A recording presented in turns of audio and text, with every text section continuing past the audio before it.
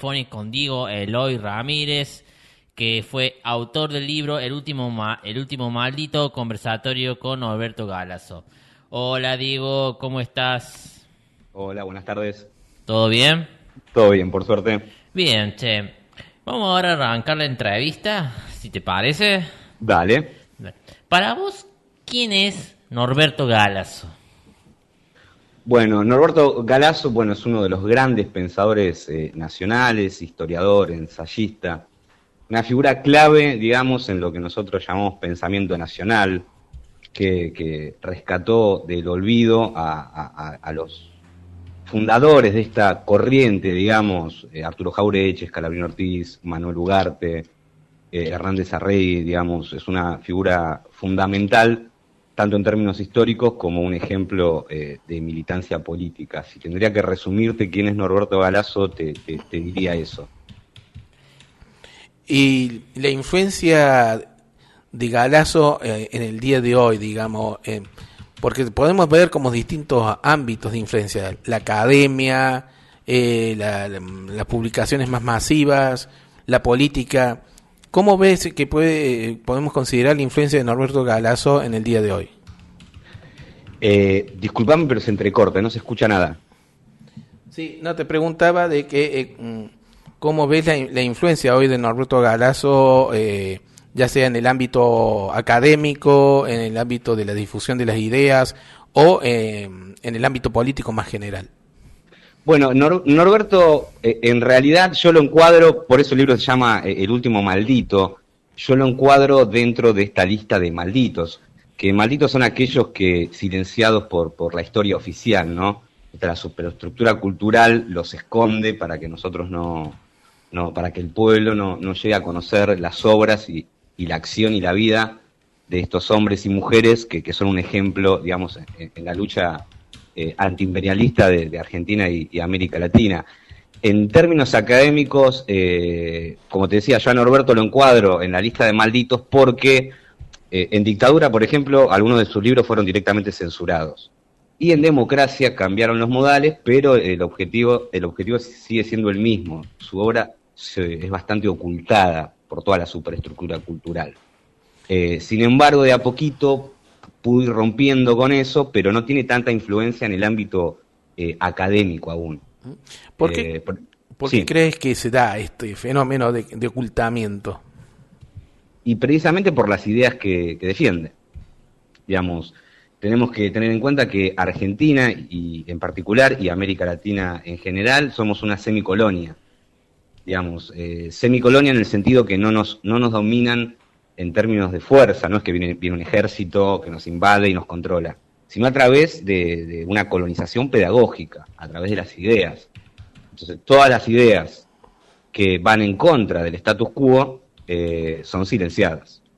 Y Norberto es expresión de eso, digamos. Las ideas de Norberto, por ejemplo, tengan en cuenta que las ideas de Norberto tuvieron una vigencia importante durante los gobiernos de Néstor Kirchner y Cristina Kirchner. Recién ahí es como que salió, en los 90 era totalmente silenciado y ahora en los últimos años también. Diego, Sí. para vos, ¿cuáles fueron las influencias que ha dejado el pensamiento o en qué política vos los ves reflejado el pensamiento de Norberto en las políticas durante los gobiernos de Néstor Kirchner? En su política, en su pensamiento, quiero decir. Durante el gobierno de Néstor Kirchner, ¿decís? Sí. No, Néstor Kirchner y Cristina. Y bueno, en realidad en la obra de Norberto influenció bastante a Néstor Kirchner en particular. De hecho, Néstor recomendaba leer la obra de Galasso y particularmente la biografía que tiene Galasso sobre Perón. Néstor recomendaba a la militancia que la lea. Digamos, Norberto es un tipo que viene de la izquierda nacional y entiende algo que en este contexto, digamos, algo muy importante, lo que nos enseña Norberto. Siempre hay que tener en cuenta el contexto. O sea, hay que correrse de lo dogmático y entender la realidad concreta. Entonces, por eso él adhirió al gobierno de Néstor, luego de Cristina, Y te diría que fue al revés, fueron Néstor y Cristina quienes tomaron la obra de Norberto y le y le dieron impulso. De hecho, Cristina lo nombró en el 2014 embajador de la cultura popular argentina, a Galasso. O Y sea, tuvo una influencia importante. sí, también Cristina llegó a decir que en el año 73 votó, digamos, al peronismo, pero a través de la boleta de Ramos del FIT. Sí, ahí hay una cuestión porque es verdad, es eso que comentás, Cristina lo cuenta, pero Norberto ahí ya no estaba con el Colorado Ramos. Eso también lo contamos en una parte del libro. Norberto se inició políticamente, digamos, en términos conceptuales con Arturo Jaureche, que es como su gran maestro, pero en términos de política concreta con Abelardo Ramos, en el Partido de la Izquierda Nacional, formó parte además Norberto de la Mesa Ejecutiva Nacional, pero antes de esas elecciones Norberto ya se aleja, se distancia de Abelardo Ramos y ya se aleja de ese partido. Pero sí, Norberto estuvo en la Mesa Ejecutiva del Partido de la Izquierda Nacional de Ramos. ¿Y cuáles son los elementos claves que han tenido, que ha tomado Norberto del pensamiento de Jaureche para su pensamiento, su estructura conceptual? Bueno, Norberto básicamente lo que tomó, y eso lo cuento en el libro, hubo un hecho particularmente. Norberto viene de una típica familia de clase media porteña, digamos, imbuida en la colonización pedagógica, y el que lo aviva, entre comillas, es Jaureche. Él viene de izquierda, de la izquierda marxista, digamos, yendo Trotsky, Marx, Lenin, y hubo un hecho muy particular que fue un encuentro que tuvo con Arturo Jaureche cuando Jaureche fue candidato a senador en el 61, y lo escuchó dar un discurso en una plaza, y ahí Jaureche habla de imperialismo, habla de la distribución del ingreso, habla del pensamiento nacional, de la cuestión nacional, y ahí fue un quiebre para Norberto Galasso, que, digamos, sigue con sus ideas de izquierdas marxistas, pero lo encuadra en lo que entendemos como pensamiento nacional. Y eso fue, digamos, lo principal que le aportó Arturo Jaureche, fue como un quiebre. Y a partir de ahí Norberto dice que empezó a comprender la cuestión nacional y empezó a analizar el peronismo desde otras perspectivas, digamos, una perspectiva nacional y por supuesto adhirió a ese movimiento de liberación nacional. Eso sería lo principal que le aportó Arturo Jaureche, diría. Diego, y hoy en día, digamos, a nivel intelectual, académico, se podría decir que hay como dos líneas de pensamiento hegemónico, una liberal o neoliberal y otra socialista, marxista.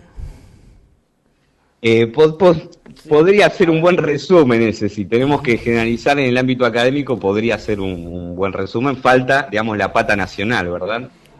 Claro, sí, sí. Nacional latinoamericana, pero sí, en la academia en general, esta cuestión del pensamiento nacional no está... Igual, insisto, yo hablo de la generalidad porque hay ejemplos concretos. Por ejemplo, yo soy docente de la Cátedra de Pensamiento Nacional en la Universidad Nacional de Loma de Zamora. En la Universidad Nacional de Lanús también está la materia de pensamiento nacional. O sea, de a poco en distintas universidades, en la Universidad Nacional del Oeste también se da pensamiento nacional, pero no es lo común en el ámbito académico. Diría que son excepciones. Vos decís, ¿y para vos fue ese tipo de que no hay tanta importancia por parte de las universidades públicas del pensamiento nacional, se da porque se da dando se ve el reflejo de una colonización pedagógica, o es por otra cosa, Diego? Yo ahí coincido con vos, yo creo que es por la colonización pedagógica, o sea, nuestra cultura, y estoy hablando de la institución universidad, ¿no? Porque hay excepciones, como te decía, la Universidad de Lomas, la de Lanús, la Universidad Nacional del Oeste, pero en términos generales la academia está muy desde la perspectiva europea, digamos. Y acá siempre me gusta aclarar, nosotros del pensamiento nacional no es que somos anti-europeos, sino, es decir, hay que estudiar los autores europeos, pero siempre desde una perspectiva nacional. No es que somos anti-europeos, pero tener una perspectiva propia, porque los problemas de América Latina tienen unas particularidades muy específicas. no se puede trasladar automáticamente las ideas de Europa y meterlas de prepo en nuestra sociedad, que tiene una historia distinta, un desarrollo distinto, digamos, y una cultura distinta.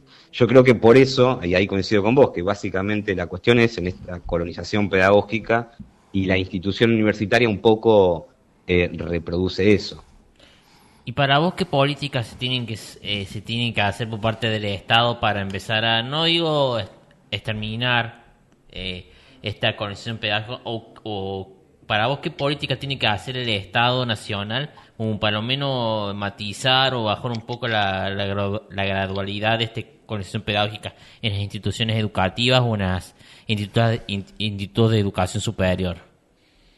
Pasa que, bueno, ahí es como muy amplia, voy a tratar de, aunque sea, darte mínimamente mi opinión, es que en realidad hay que tener una mirada integral, digamos, porque la colonización pedagógica no pasa solo por la educación, sino en todos los aspectos de la vida, desde la política, la educación, el arte, la cultura, es decir, todo en general. Respecto particularmente a la educación, yo ahí estoy de acuerdo con vos, tiene que ver con la formación de los docentes.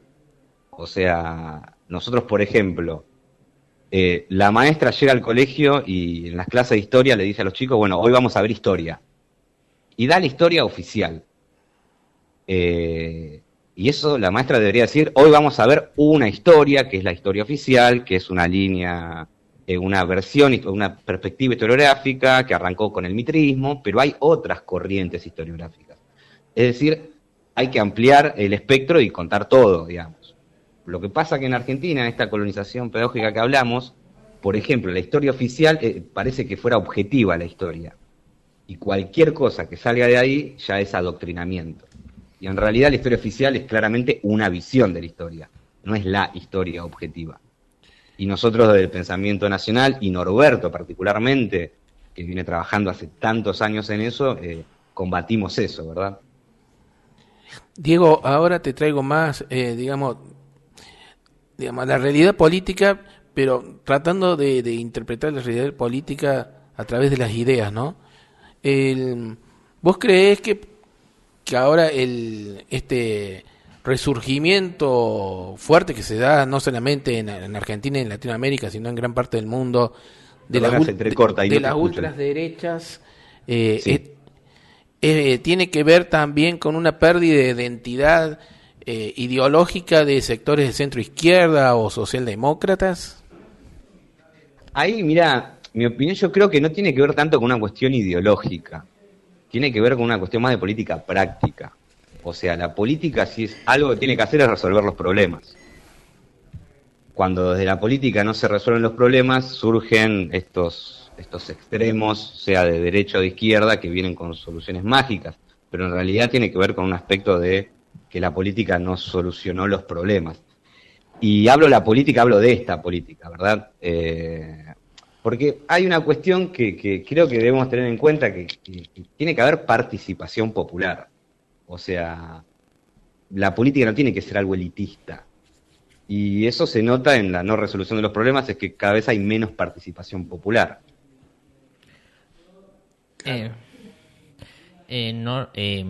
Diego, yo ahora te quiero volver a retomar de nuevo un poquito el tema de Norberto. Él, cuando desarrolla sus temáticas o abordaba a través de sus obras, su pensamiento, él articulaba con otros pensadores dentro del pensamiento nacional, por decir un ejemplo, Puigros, etcétera, o él solamente leía las obras de otros pensadores y él hacía una síntesis, tomaba lo mejor de cada uno y hacía un texto que reflejaba su obra.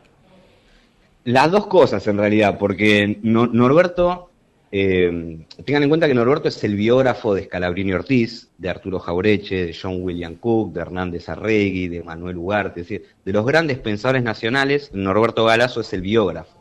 Digamos, es a lo largo de todo su trabajo, de toda su obra, ha difundido a los clásicos del pensamiento nacional. Y, digamos, su columna vertebral del pensamiento tiene que ver con estos autores que te nombraba. Él toma de estos autores y lo que hace es difundir y, por supuesto, ir actualizando, pero las ideas centrales sirven para la actualidad. Y estas ideas centrales, ¿cuáles son las ideas centrales claves vos que te basaste para hacer el libro que él desarrolló en todo su tiempo? En realidad, las ideas claves, en el libro, es un libro en formato de conversaciones, son charlas que yo mantuve con él a lo largo de muchos años y estructuré el libro un poco para contar un poco su vida y su obra, digamos, de cómo fue Norberto el proceso de transformación que tuvo hasta llegar hasta la cuestión nacional. Y las ideas centrales de Norberto es el pensamiento nacional, la izquierda nacional, que tiene que ver con entender que somos una semicolonia. O sea, voy a decir una obviedad, ¿no? Pero para solucionar los problemas primero tenemos que conocerlos, ser conscientes de ellos. Entonces, primero entender que somos una semicolonia. Después entender la cuestión del imperialismo. Porque hay una trampa, y más en estos tiempos, que uno habla de imperialismo y ya te tratan como, no, eso fue del siglo XIX, como que eso te quedaste en el pasado, y nos hacen ver que como si no existiera el imperialismo. Entonces, primero hay que entender que somos una semicolonia, que existe el imperialismo y que juega fuertemente, más que nada en los países de América Latina, y el pensamiento nacional, digamos, es el contradiscurso de ese poder hegemónico, digamos. Y, por supuesto, una de las cuestiones básicas es la unión de la patria grande, digamos, la unión latinoamericana, como la única salida, digamos, indispensable para escaparnos de este imperialismo, la unidad de América Latina. Esos serían como si tengo que sintetizar la columna, los puntos cardinales, digamos, del pensamiento de Galasso tienen que ver con el pensamiento nacional, la izquierda nacional y la unidad latinoamericana. ¿Y cómo se puede articular el pensamiento nacional con la unidad latinoamericana? Es que el pensamiento nacional es latinoamericano, digamos. Nacional no es en términos de nacionalidad. A veces lo que hace el poder hegemónico a propósito es hacer confundir cuando uno dice pensamiento nacional, piensa que está hablando de pensamiento argentino o pensamiento nacional en términos de nacionalismo, claro, al estilo europeo. El pensamiento nacional es un pensamiento latinoamericano, nacional en términos de patria grande. Y si nosotros vemos, digamos, y recorremos América Latina, ya primero nos une un mismo idioma. No existe en todo el planeta una zona tan amplia con tantos habitantes que los una el mismo idioma, la misma historia. Recuerden que las revoluciones de independencia en América Latina todas tienen que ver, surgen con la revolución española de 1808, es decir, nos une un origen en común. Es decir, está en los genes de América Latina esa unión. Lo que ocurre es que el imperialismo trabaja todo el tiempo para separar, ¿no? Eso es fundamental, ¿no? Teniendo en cuenta, bueno, por ejemplo, proyectos actuales como Mercosur, ¿no? O UNASUR. Claro, tal cual. Y quería preguntarte, hoy el tema de el pensamiento nacional, porque nos estamos refiriendo más que nada al nivel... Perdona, se entrecorta, no te escucho nada. Nos estamos refiriendo más que nada a nivel académico, digamos, para vencer esta pedagogía, digamos, de coloniaje. ¿Crees que se puede llegar a dar el pensamiento nacional así como no sé si como asignatura o como algún eje transversal de contenido dentro del nivel medio de las escuelas? Me encantaría y trabajamos y militamos para eso. Digamos, ya como te dije, hay varias universidades que tienen ya la materia de pensamiento nacional y tendría, ahí coincido con vos, ser obligatorio ya desde, más allá de la materia específica, sino desde esta perspectiva tendría que ser ya desde la primaria, independientemente si la materia es pensamiento nacional o lo que sea, digo, pero hay que ya educar desde una perspectiva propia. Claro. Eso me parece fundamental. Y si vos me preguntabas si esto puede pasar, mirá, el libro se llama El último maldito, digamos, tiene como un doble sentido. Por una parte, digamos, entendiendo, digo, maldito como aquellos hombres y mujeres silenciados, ¿no? por el sistema. El último maldito se llama porque Norberto es, en términos literales, el último de los grandes pensadores nacionales. Y el otro significado que le quise dar al último maldito es, digamos, para que todos trabajemos para que Norberto realmente sea el último maldito. que no existan más malditos, ¿no? Eso es como una cuestión aspiracional que no se hace de un día para el otro, pero trabajando y militando entre todos tenemos que lograr, que es algo de sentido común, digamos, como sintetizaba Arturo Jaureche, digamos, lo nacional es lo universal visto por nosotros, es algo tan simple como eso. Sí, ¿no? Totalmente. Ahora, ¿vos cómo ves ahora el panorama actual del pensamiento nacional? Y en este contexto yo ahí te digo un poco lo que cuenta Norberto en el libro, ¿no? Respecto a esto. Hay un pensamiento nacional deteriorado, débil, pero tenemos siempre que tener en cuenta el contexto histórico y quiénes son los representantes del imperialismo en la Argentina. Y más cuando venimos de 4 años de gobierno de Juntos por el Cambio, donde de manera práctica vimos en acción, digamos, en el gobierno a los cipayos, como diría Arturo Jaureche, a aquellos políticos que trabajan para el imperialismo de manera directa. Entonces, en este contexto yo veo un pensamiento nacional deteriorado, con sus matices y sus falencias, pero siempre tenemos que entender el contexto histórico y entre todos siempre avanzar y ver para adelante, siempre teniendo en cuenta la cuestión nacional y pensando primordialmente en la Argentina, digamos, eso sí podría sintetizarte un poco. Y yo ahora, y respecto de cómo, ya que pudiste hablar con Norberto, él en la actualidad está desarrollando algunos ciclos de charla o está dedicando más hacia la reflexión de sus contenidos. No, Norberto en este momento sale poco, ya está bastante grande y el invierno porque ya está, no enfermo, pero sí está bastante grande ya y trata de cuidarse, casi no sale mucho, en estos momentos no está dando conferencias, pero sí ahora en la Feria del Libro, en la última Feria del Libro acá de Buenos Aires, en abril, presentó una obra que es su último libro, monumental, que es la historia de la deuda externa argentina. Perdón, no es su último libro. También se editó, la Universidad Nacional del Oeste editó un libro sobre Scalabrini Ortiz. O sea, sigue produciendo, Norberto. Sí, Publicó hace poco un libro sobre Scalabrini Ortiz, de la editorial de la Universidad del Oeste, y en Coligüe publicó Historia de la deuda externa argentina. Y él está, ahora ya por último, él está haciendo un proceso de trasvasamiento generacional, Norberto, con los nuevos jóvenes pensadores dentro del pensamiento nacional, ¿o todavía no? En realidad Norberto viene haciendo eso desde hace muchísimos años. Desde hace muchísimos años. Norberto es una persona, un enorme pensador, pero además de una humildad característica propia de este tipo de personas, ¿no?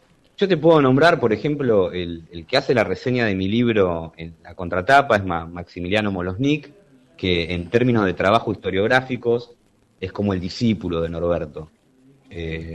No sé, tiene libros como sobre Alberdi, también sobre el proceso del roquismo, bueno, tiene un montón de libros publicados y trabajó muchísimos años con Norberto, casi yo te diría que Maximiliano Molosnik sería como el discípulo de él en términos de trabajos historiográficos, y después hay un montón de compañeros, no quiero nombrar porque si no seguramente dejaré uno afuera, y cada uno suma desde su perspectiva. Yo en términos historiográficos yo no soy historiador, pero Norberto a mí me marcó en términos de militancia, ¿no? Porque Norberto, cuando uno habla con Norberto, él es un enorme historiador, un gran ensayista, pero él se autopresenta como militante. Entonces, este trasvasamiento que vos decís lo viene haciendo Norberto hace un montón de años con un montón de gente. Y hay un montón de compañeros valiosos, yo te nombré a uno, a Maximiliano Molosnik, pero hay un montón de compañeros valiosos que siguen la línea y el trabajo de Norberto Galazo. Bueno, Diego, sabiendo que los tiempos radiales son fríos y crueles como la oligarquía argentina, te queremos agradecer un montón por ceder tu tiempo al Multimedia Mordisquito. ¿Algunas palabras o una reflexión final que le quieres dejar a todos aquellos oyentes del programa 13 de Irán y a todos aquellos pensadores del pensamiento nacional que te están escuchando?